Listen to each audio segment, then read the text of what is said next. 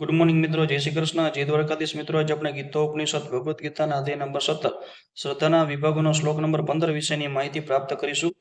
અનુદ્વેગ કરમ વાક્યમ સત્યમ પ્રિય હિતમ ચ યત સ્વાધ્યાય અભ્યસનમ ચ એવ વાકમયમ તપ ઉચ્યતે।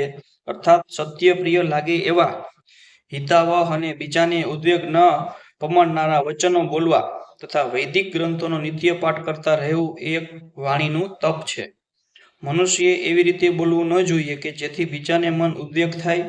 બેશક જ્યારે શિક્ષકે બોલવાનું હોય ત્યારે વિદ્યાર્થીઓને બોધ આપવા માટે સત્ય વચન કહી શકે, પરંતુ જે તેના વિદ્યાર્થી નથી એવા લોકોની સમક્ષ મનને ક્ષુબ્ધ કરે તેવું સત્ય બોલવું ન જોઈએ।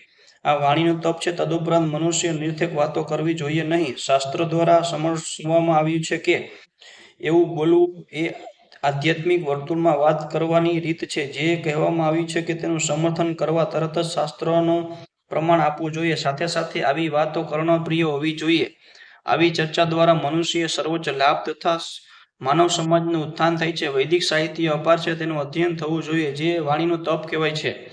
મિત્રો, આ શ્લોક આપણે પૂર્ણ કરીએ છીએ। નવો શ્લોકના નવો વિડીયો માટે આ ચેનલ લાઈક અને સબસ્ક્રાઈબ કરજો, જેથી કરીને તમને નવા શ્લોકની નવી માહિતી મળી શકે। જય શ્રી કૃષ્ણ, જય દ્વારકાધીશ।